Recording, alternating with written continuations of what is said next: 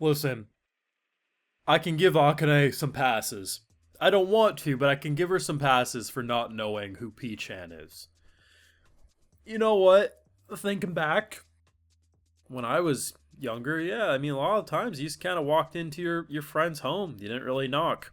So I can give a pass that maybe the combination.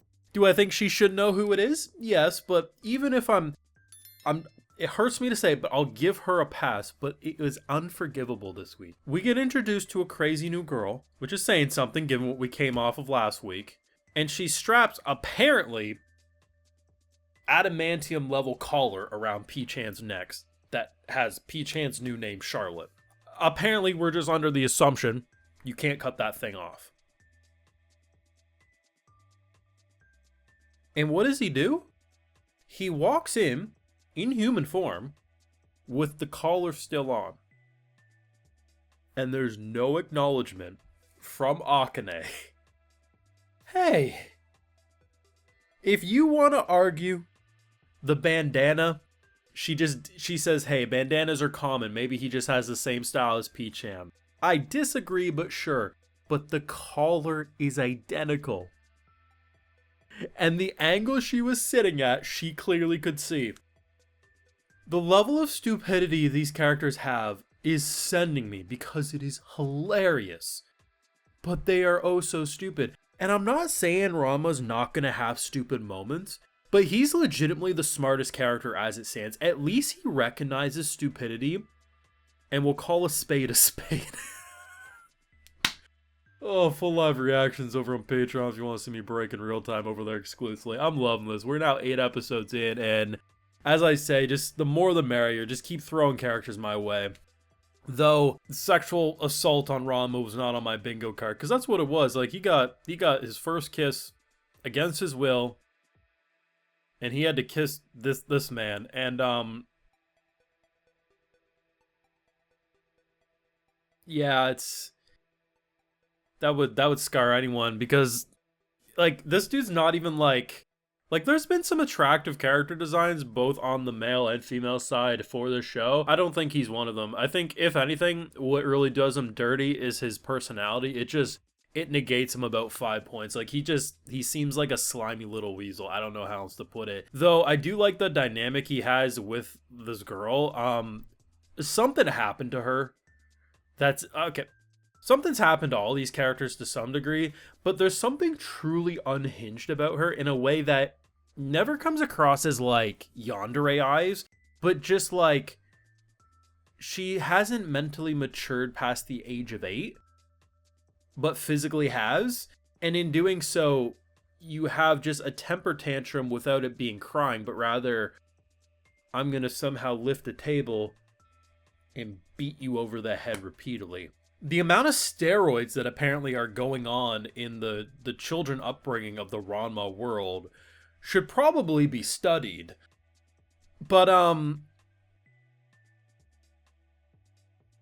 she beat up 100 hockey players in 9 seconds. And they actually had a counter, which was hilarious. What this show does and doesn't do is just wild, because there is physical violence, and there is sometimes blood, and there is sometimes damage, but somehow she perfectly, with martial arts figure skating, because apparently that's the thing in the show, is that whatever they do is going to have martial in the name.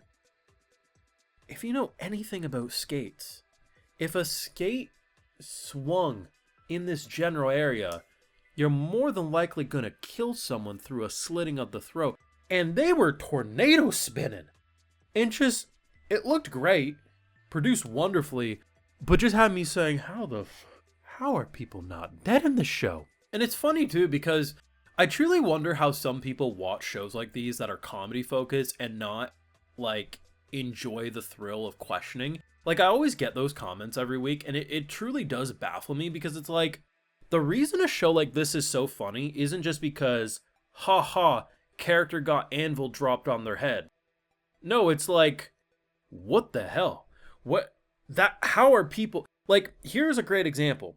Ranma runs into a bathhouse area, right? There's like 4 or 5 dudes bathing, doing their thing. in girl mode, jumps in the water. When he comes out, he's now in boy form, and there's one shocked reaction, and then they cut away.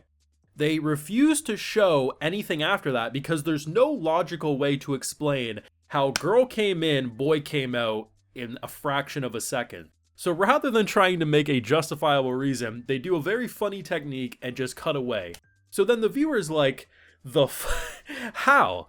But I feel like there's some people who just will watch the show at face value and be like, no, you don't think at all, you just laugh. And it's like, how do you laugh if you're not thinking about it? Like, that's where the comedy comes from, you know what I mean? But anyway, something I want to bring up because I see it every week, and it truly does make me slightly confused, because that's where the comedy comes from, is the what the hell, how are you defying logic? Like, yes, we know it's not real, so of course if they want to say a penguin is mayor in this world, they can do that. But that's kind of the whole funny gimmick of this show, is that, like, at face value, it presents itself as normal, but everything about it is anything such. You have people jumping people at the school because apparently authorities don't exist. Everything has martial arts. You have boxing rings that apparently have no rules other than don't leave the ring. It's so fun to talk about it because it makes no logical sense, and it's like at face value trying to act like it does, and the show really does do that. Look at last week. They have rules like, oh, you can use your brother because it's biological weaponry. Like, it presents itself as face value as having logic, but it's anything other, and that's what really makes it fun to me. In terms of all the characters I've seen, I'm not going to say that these two are like the best I've seen, but at no point during this episode did I say, oh, they shouldn't be on screen. Like, yeah, maybe I want to smack one around, and for the girl, how much cocaine did the mother do when she was pregnant is all I'm saying. But very entertaining, but yeah, like, apparently everything's cute. Well, I guess except Akane, she doesn't view Akane, but a piece of food, oh, give me that cuteness, and I'm gonna... If she was in a zombie apocalypse, just put a flower on the oncoming zombie, and she'd probably beat the thing to a bloody pulp. Like, she's a psychopath.